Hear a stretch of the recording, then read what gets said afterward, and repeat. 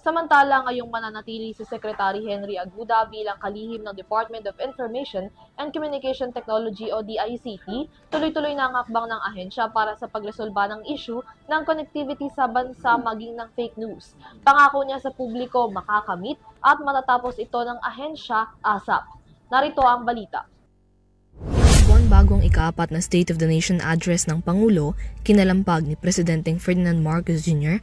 ang mga miyembro ng kanyang gabinete nang utusan niya ang mga ito na magsumite ng courtesy resignation.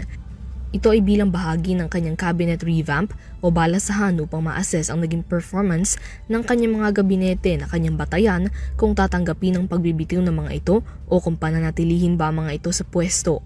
Sa bagong update ng palasyo, isa sa mga mananatili sa kanyang pwesto, si Department of Information and Communications Technology, Secretary Henry Aguda, na matatandaang nitong Marso lamang na-appoint sa posisyon. Sa kanyang pananatili bilang kalihim ng Department of Information and Communications Technology, layo ni Secretary Henry Aguda na mas mapabilis pa ang mga programa at hakbang ng pamahalaan upang matugunan ang mga isyu ng ICT sa bansa. Kabilang na dyan ang mas pagpapatatag pa ng signals at connectivity sa buong bansa, maging ang laban kontra fake news. Sa kapihan sa Manila Bay nitong ika-4 ng Hunyo, kinilala ni Aguda ang problema pa rin ng maraming lugar sa bansa pagdating sa signal at connectivity. Kaya naman ang agarang pagsasaayos nito ang pagtutuon ng pansin ng ahensya bago matapos ang taon. Base sa datos ng DICT, 85% na ng Pilipinas ang connected na at may signal. Ngunit nananatili itong nakasentro lamang sa Maynila kaya marami pa ring lugar ang problema pa rin ito. So ang tanong dyan, bakit 85 lang? Kaya nga. Kasi mga 35% pa yung connectivity pag tinignan mo sa Visayas, Mindanao, and Northern Luzon. Medyo napag-iiwanan doon sa outside Metro Manila and Central Luzon. Central Luzon mataas din ang connectivity.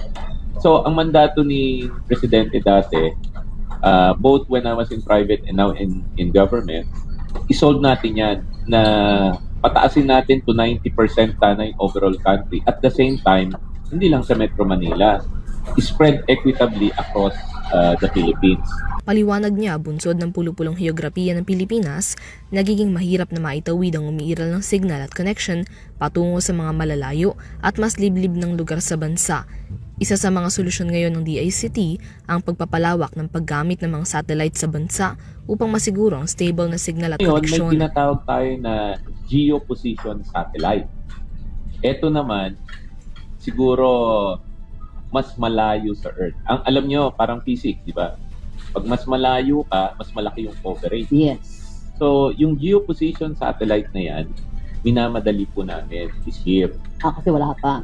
Wala pa, pero papunta na po doon. Ang pangalan niya is Agila. Okay. Nice. Pagka okay na si Agila, pag nag-beam yan sa Pilipinas, ano na yan? Kahit sa dagat, meron na. Basta territory of the Philippines. So, dyan po kami excited. How soon? This year sana. Minamadali po natin. Sa ilalim nito isinusulong din aniya ng ahensya na maging mas mababa lamang ang services cost ng mga satellites kumpara sa standard connection services. Dagdag niya pa, hindi lamang signal at connectivity ang kailangang repasuhin, kundi maging ang pagsisiguro na magagamit ito sa aniyang meaningful services. Okay, napatunayan natin dulo-dulo pwede tayo mag-connect.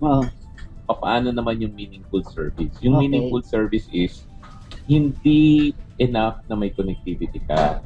Dapat nagagamit mo sa online learning. Dapat nagagamit mo sa telemedicine. Dapat nagagamit mo sa security ba ng barangay o safe city. So yon, tatrabahuin natin yon hanggang 2026. Para pag gumamit ngayon ng EGOV app, yung EGOV app natin, marami ka nang makukuhang government service doon eh. Yes. Pag gumamit ka ng EGOV app, magagamit mo siya mula Batanes hanggang Tawi-Tawi.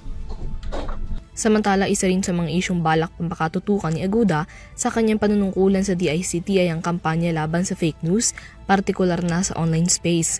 Aniya, nakatakda na siya makipagpulong sa mga social media platforms upang mapag-usapan ang mga maaaring hakbang laban sa fake news, gaya na lamang ng pagtilinis na ng mga ito ng mga sites upang hindi na makapambiktima pa.